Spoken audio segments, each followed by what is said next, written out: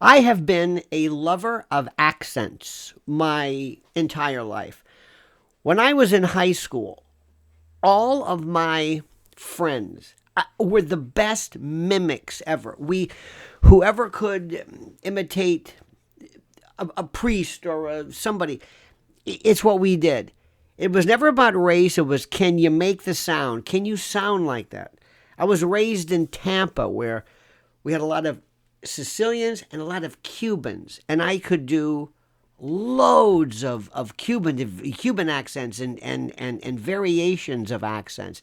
And it was never meant to mock. It was like, can I do it? For some reason, if you could do a British accent, oh, you're good, you're an actor. People are still doing, when people do faux British to do Shakespeare, I've never understood it. Black folks doing British Shakespeare. Okay, I'm not going to say anything. Which leads me to this. I am in love with African American black slang sounds as I am everything else. I can do gradations of Southern. I can do it old school Atlanta, old school kind of John Kennedy versus Hee Haw versus Junior samples. I can do Southern, white Southern in degrees of education. You name it. Never anti-white. Never. And when it comes to black voices, in the criminal justice system and in the legal profession, I had, for periods of time, years, almost and exclusively, I would say almost exclusively, because when I got out of the prosecutor's office, I had a lot of court-appointed cases, and a lot of them were black folks. But black folks, I learned about different levels, simpler, sometimes uneducated, people who lived in the projects, all kinds of people. We called them projects. And I studied them. And I would understand slang I heard that was absolutely beautiful. And if I was good, I one time called a friend of mine, and I could imitate his black client, and I'm on the phone, and I could fool him. I thought that was the greatest compliment ever. I'm not mocking black people. I was imitating this person. I could also imitate my old Aunt Rose, who was this old Sicilian, no longer with us, bless her heart, but I could imitate Aunt Rose. So when I imitate somebody, I love the sound. I love to hear. And in New York, oh my God. I had an Indian friend of mine years ago. In fact, I was a prosecutor. And I never really understood the voice, the certain accents, and it might be maybe it's one area versus another. I don't know. So to make a long story short, he was explaining how he was a victim of robbery, and he said, "I came back and there." No, he said, the word I use to start his accent, like people used to use antipasto to do Boris Karloff. His was basket, because he was saying that in the morning they robbed him, and he had a tip basket where they had tips. It was ahead of his time. This is 40 years ago. And he said, "But they took my basket. And I leaned over and I said, "How do you do that? How do you do that? Basket, the T's stuck." So anyway, we became friends. I'm not mocking. I'm trying to get it. I'm a musician. How did you bend that chord? Did you hammer on afterwards? Is that a tuning? Do you mute? Because you can mute when you play the guitar with the palm of your hand. I want to get sounds. I love sounds. So, make a long story short, this is a tremendously long intro because you always have to do it whenever you talk about anything involving black or African American. You've got to set it up because they sit back. They, not whites, not blacks. See what I'm doing? They just wait. The thought police, they wait. And the thought vigilantes. Did you say something that could anyway be construed as anti? Okay. All of a sudden, we get somebody, the classic Jasmine Crockett. Ciao! Okay. Now we get into this kind of a sort of a vernacular. If I were explaining this to somebody else, Butterfly McQueen, Hattie McDaniel, not Ebonics, we'll talk about this in a moment, but almost a vernacular. So, like a vernacular, like I've known, I think you know people, maybe not, people who are Latinos or Cubans or whatever, who say, ay, Dios mío, you know. Now, how do I know what that means? You know what I mean? Same thing here with Italian. We have Italian Americans, which will slide in with their own particular versions. I use a word jadrulo or cidrulo for cucumber, for idiot, all the time. Now, how many times do people watch The Sopranos and they go, hey, I got your gabagool, hey, mozzarella, all right, that kind of thing, all right? So what we do is, if you do this with anybody else, it's okay. You mention black folks and you are a racist. So here comes Jasmine Crockett. The best, by the way, who is in a class all her own, speaking something which I know, is Tiffany Henyard. Tiffany Henyard is from another world. We'll get to that. So the other day, Jasmine Crockett, and there's a part of her I like. I love it. I'm sorry. I'm old school. I am old school professional wrestling. I mean, she's a heel. She's the heel. She's fantastic. I mean, I like her as an individual who's, you know, a legislator, but I like her style because she's driving people crazy, and I love people who drive people crazy. I love people. You want to talk about something? Go back, listen to Sam Ivan. Now, remember that he has the weird. He would always blink. He goes, "How do I know that? Because my mama. I'm not a fool. My mama told me how to read and write. My mama told me." Well, that was Sam Urban. He was a Harvard law graduate. That was okay. Jasmine Crockett says the same thing, and people say, "Oh, there you go." So it is. It's not racist. It's just hypocritical or unfair. So anyway, so the other day when Jasmine Crockett, I know this is a long intro. Oh my God, 7 minutes. But you got to be careful if you want to do this biz. There's landmines. They're ready for you. You say something wrong. I mean, you just even if it doesn't matter. I remember what I'm saying. Anybody else can say who's black, and that's okay. But if I say it, it's whatever, suspect. Okay. So the other day when she and Mace were getting into it, Mace says, "Why don't we step outside?" I'm thinking, well, that's pretty, rough, whatever. And sometimes she referred to Marjorie Taylor Greene as some butch blonde. I don't know what the hell that was. Okay, they are really, and is that misogynistic? No, it's true. It's true. It was a cat fight. Okay. So the word ghetto, they said, "Oh, she's so ghetto." Now, who said that? Black folks. And there was this article I read about people who said that is not being ghetto. This is AAVE. Have you heard AAVE? You haven't? Well, African American Vernacular English. AAVE. Let's call it AAVE. Versus what many people use incorrectly as Ebonics. Two terms that are often used interchangeably, but they're wrong. They're used interchangeably, but they're completely different. And sometimes ignorantly, and sometimes politically incorrectly, but they aren't the same. And they denote completely two different things. And the confusion surrounding them reveals more, I respectfully submit, than cultural perception and bias than the language itself. AAVE is the linguistically recognized term. Oh yeah, it's recognized linguistically. It refers to the rule-governed dialect of English spoken historically and presently by many African Americans. Not all. Condoleezza Rice, no. Maxine Waters, no. Thomas Sowell, no. You can go down the list and you can say, no. Ayanna Pressley, no. But then you can keep going. I'm talking about people of note. Oprah Winfrey, no.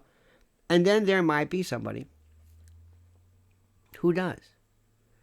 And it has its own grammar, its own phonology, its own sonority, its own vocabulary, and its own history. It isn't bad English. It isn't lazy or broken. It is a legitimate, structured dialect. Much like how British English differs from Australian or Southern American English. I guarantee you, Paul, what's his name, did you go, "Hi, crikey, that's all the ballot." You go, "Oh, that's quaint. Isn't that wonderful? Hi, crikey." I don't know who crikey is, but aren't they wonderful? Same thing with British, the way we fall for this. Remember when Dick Van Dyke did the Cockney voice? Now, Ebonics, this was short for ebony phonics. Did you know that was kind of a truncation, if you will? This was coined in the 1970s, and it gained national attention in 1996 when the Oakland School Board controversially recognized it as the primary language of many African American students. And the board's intent, theoretically, was to respect students' cultural speech patterns and bridge their learning to standard American English. Okay? But the public, and much of the media, of course, mocked it savagely. And forever, that became the term for anything that is considered urban, not urbane, okay, and the like. And critics, of course, saw it as giving up on proper education, as a political stunt, kowtowing to these lazy speaking people, and worse, legitimizing poor grammar. Oh my God, it was.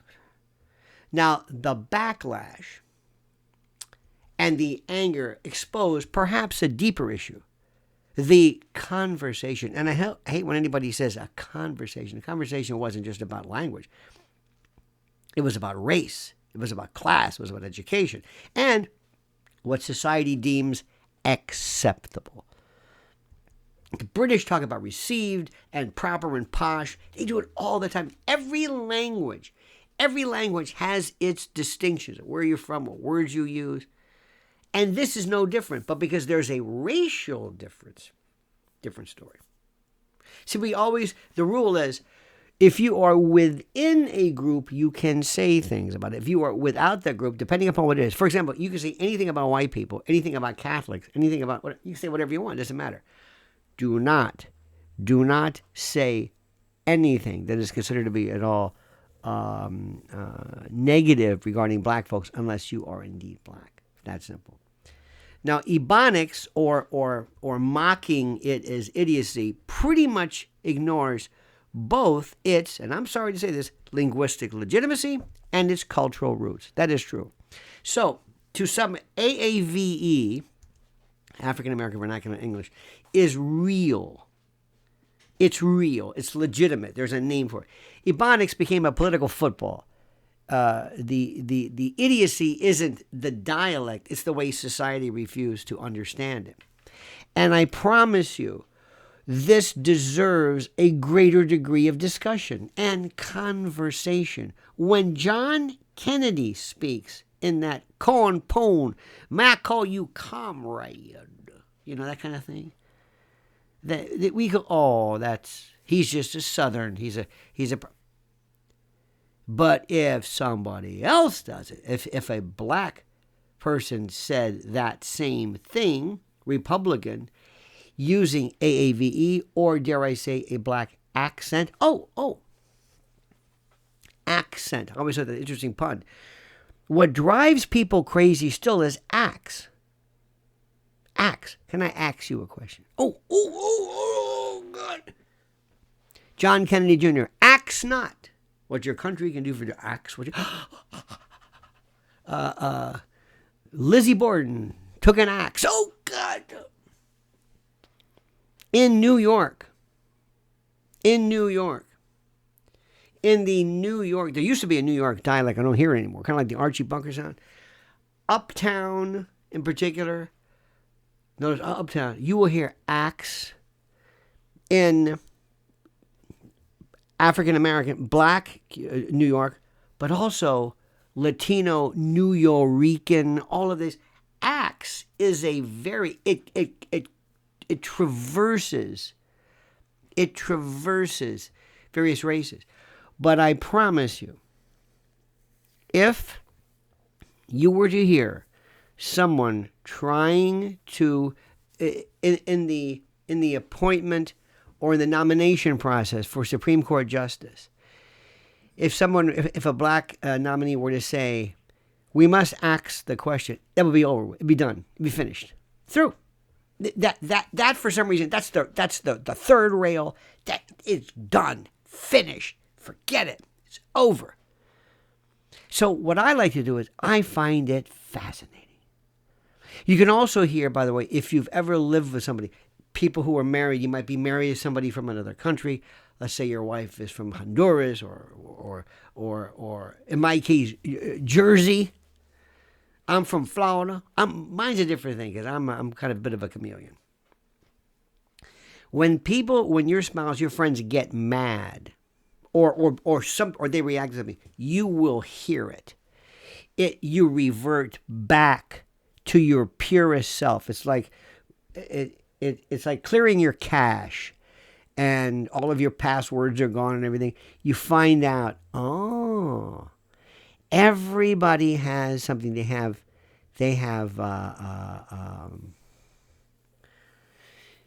different ways of speaking.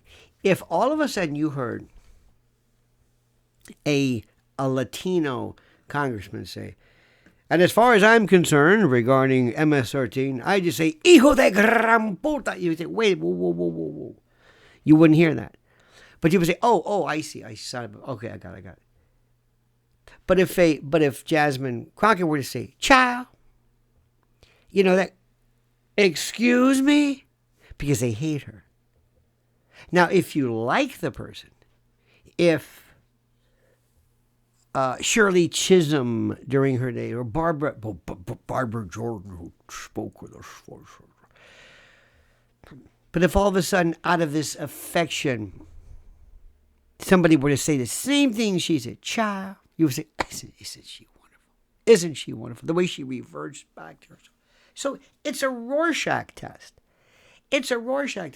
But for those of us who are phonologists, who love accents, who love mimicry, who love to be able to hear, I am so much, I'm into lisping, tongue thrusting, saliva buildup, jaw thrusting.